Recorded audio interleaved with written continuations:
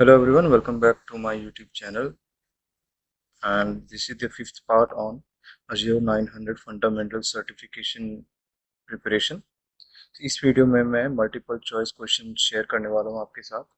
जो टॉपिक मैंने कवर किया है, जैसे कि मैंने लास्ट वीडियो में बताया था, जो कि मैंने प्लेटफॉर्म एज ए सर्विस के ऊपर बताया था, इसमें मैं infrastructure as a service, platform as a service और सॉफ्टवेयर एज ए सर्विस की MCQ शेयर करने वाला हूँ।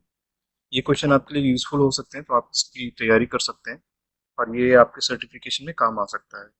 तो एमसीक्यू स्टार्ट करते हैं। तो सबसे पहला क्वेश्चन है कि your company has a data center in Los Angeles and New York. The company has Microsoft Azure subscription.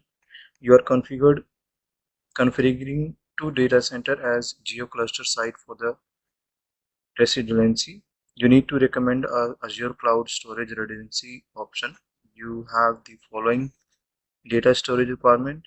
Data must be stored on multiple nodes. Data must be stored on node in separate geographic location. Data can be read from the secondary location as well as from the primary location.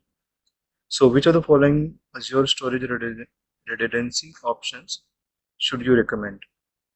मेरे हिसाब से इसका answer जो होना चाहिए, read only जियो redundancy storage होना चाहिए जी।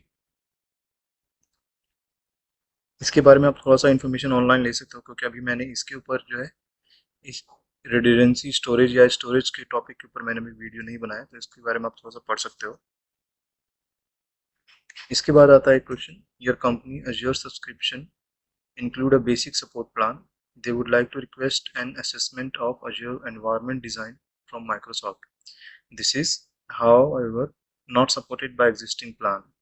You want to make sure that the company subscription subscribes to a support plan that allow a functionality while keeping expense to a minimum। तो कंपनी जो है एक सब्सक्रिप्शन लेना चाहती है, ठीक है, लेकिन वो जो चाहती है कि कम से कम प्लान हो और उसमें अच्छी से अच्छी फंक्शनैलिटी मिले। तो आप क्या रिकमेंड करोगे? तो इसका जो रिकमेंडेशन जो दिया गया है यहाँ पर, you recommended that company subscription to be a professional direct support plan. इसका एक डायरेक्ट सपोर्ट प्लान होना चाहिए, ये बोला जा रहा है। तो क्या ये सही है इसका सोल्यूशन? मेरे हिसाब से ये गलत है। इसके लिए आपको जो है कस्टमर केयर पे बात करके आपको पूरा उसको रिक्वायरमेंट बताना होगा, अपनी रिक्वायरमेंट, वो आपको बेटर प्लान आपको ऑफर कर सकते हैं। इसके बाद एक क्वेश्चन और आता है, your developer has created a portal web app for users in Miami branch office. The web application will be publicly accessible and used by Miami users to retrieve customer and product information। ठीक है, एक web application बनाया जाएगा जो कि customer की information और product का इंफॉर्मेशन गेन करेगी। The web application is currently running on premises test environment, यानी ये ऑन प्रीमाइसिस का मतलब ये फिजिकल एनवायरनमेंट पे रन हो रहा है। The plan is to host the web application on Azure. अब इस एप्लीकेशन को जो है अज्योर पे डालने का सोचा जा रहा है। तो you need to determine which Azure web tier plan. इसमें प्लान के बारे में आपको बताया जा रहा है कि क्या प्लान आपको लेना चाहिए, मतलब ताकि आपकी रिक्वायरमेंट फुलफिल हो सके अज्योर पे। और रिक्वायरमेंट जो होनी चाहिए, एक इसका यूआरएल होना चाहिए, टू इंस्टांसेस होनी चाहिए। इंस्टांसेस एक फंडामेंटल पार्ट है, एक टॉपिक है पूरा, वो मैं आपके बाद बताऊंगा इसके बारे में। एसएसएल सिक्योरिटी के लिए हो गया, एसएसएल होना चाहिए। सिक्योर सॉकेट लेयर हो गया यहाँ पर। वेबसाइट रिक्वायर्ड 12 GB का जो वेबसाइट की रिक्वायरमेंट है स्टोरेज की। Cost must be minimize. तो इसका जो होता है, जैसे कुछ पैकेज होता है स्टैंडर्ड बेसिक फ्री शेयर्ड, तो स्टैंडर्ड होना चाहिए जिसमें आपको ये सारे मिनिमम मिल जाएंगे। ज़्यादातर स्टैंडर्ड ही होता है। Your task with deployment of your virtual machine for your company. You need to make use of appropriate cloud deployment solution। और किसी ने एक सोल्यूशन दिया यहाँ पे कि उसको सॉफ्टवेयर एज सर्विस यूज करना चाहिए। अगर डिप्लॉयमेंट की बात आ रही है, एज वर्चुअल मशीन बनाने की बात आ रही है, तो जो सॉफ्टवेयर एज सर्विस पे नहीं होगा, क्योंकि सॉफ्टवेयर एज सर्विस जो है वर्चुअल मशीन पर रन होगा। तो ये नहीं होगा, यहाँ पे इंफ्रास्ट्रक्चर एज सर्विस होगा।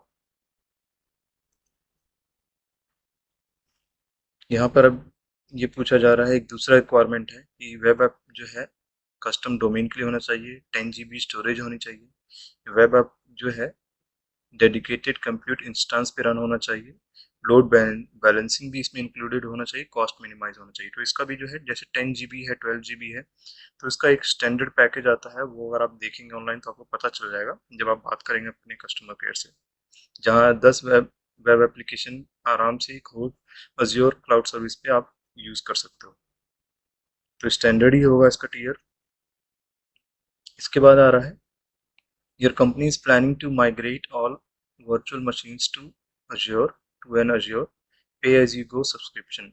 अज्योर पे जाना चाह रही है, मतलब ऑन प्रीम से अज्योर पे जाना चाह रही है। The virtual machines are currently hosted on Hyper-V.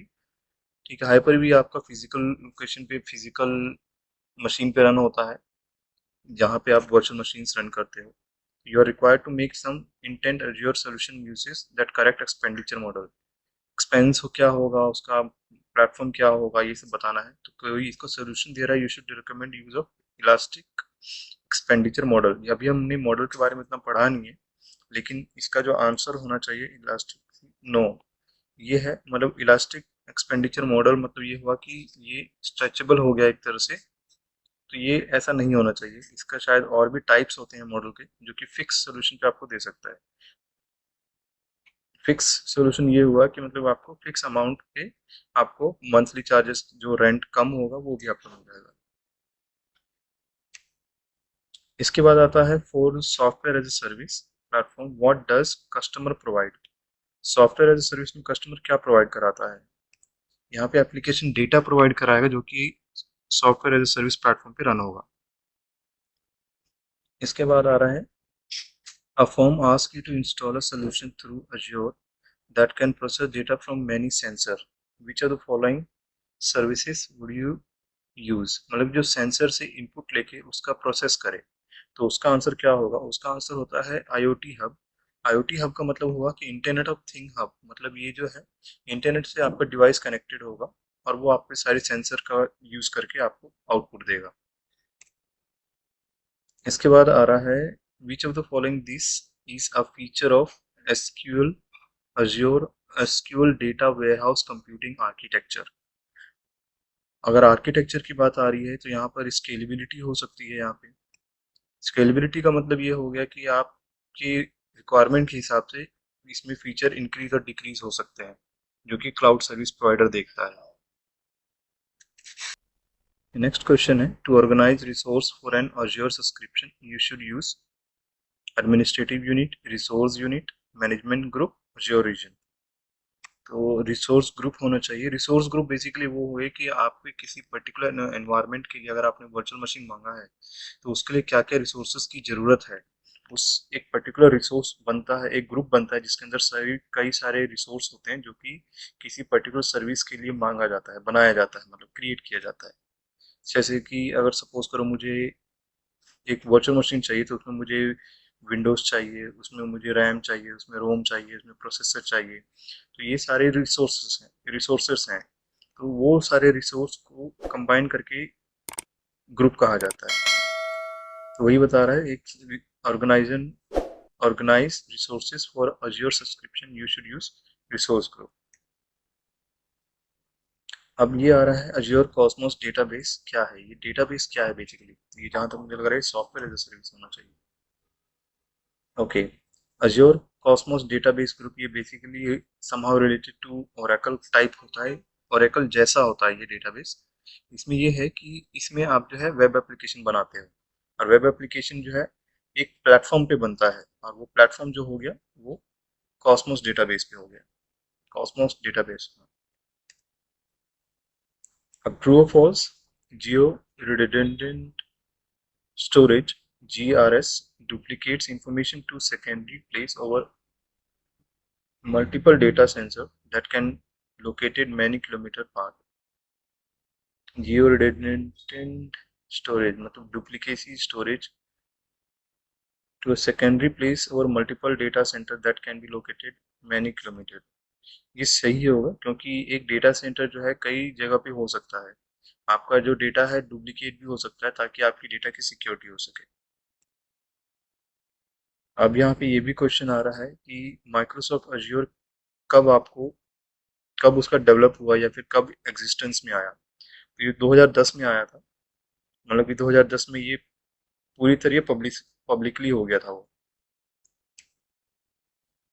What do mean by cloud computing, select best answer.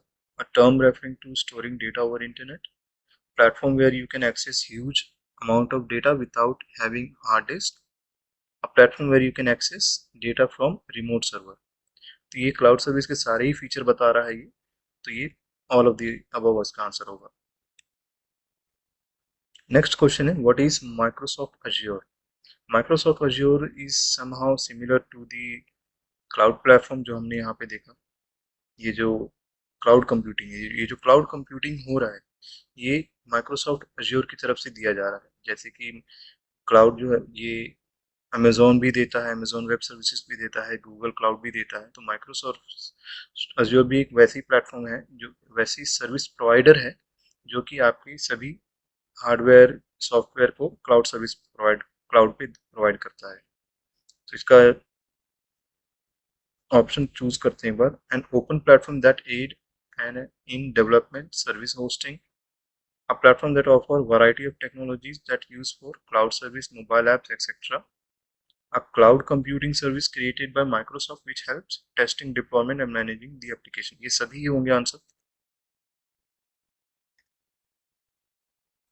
अब ये बता रहे हैं how many clouds are there in Microsoft Azure. तो ये 3 होते हैं मेरे हिसाब से। हाँ। What is the functional cloud platform layer. Functional cloud platform layer क्या होगा। In foundational. ओके, ये फाउंडेशनल है। फाउंडेशन मतलब बेस। बेस कहाँ से स्टार्ट होता है, इंफ्रास्ट्रक्चर से स्टार्ट होता है, जहाँ आपका स्टोरेज होता है, नेटवर्क होता है और डेटाबेस होता है जहाँ पे। ये हो गया इंफ्रास्ट्रक्चर में। Who are the main user of in okay IaaS, infrastructure as a service में। तो इंफ्रास्ट्रक्चर एज ए सर्विस में यहाँ पर नेटवर्क होता है, आर्किटेक्ट होता है बेसिकली, जैसे अभी मैंने बताया आपको, स्टोरेज, नेटवर्क, डेटाबेस, ये सारे होते हैं इंफ्रास्ट्रक्चर एज ए सर्विस में। Which of the following are the advantage of using IaaS? Infrastructure as a service के एडवांटेज क्या है। डायनेमिक स्केलिंग होती है यहाँ पे, मतलब स्टैटिक नहीं, ये फिक्स होता है यहाँ पे। Infrastructure enable instance recovery from outage. Instant recovery यहाँ पे जो भी अगर आउटेज होता है, कभी सर्विस डाउन होता है, तो रिकवरी के चांसेस बहुत ज़्यादा होते हैं यहाँ पे, स्पीड अप होता है यहाँ पे। फिर it provide us the monthly operational expense, मतलब इसका लेखा जोखा पूरा होता है यहाँ पे। तो ऑल ऑफ द अबव होगा इसका answer. Which of the following platform is used by client to develop and deploy application?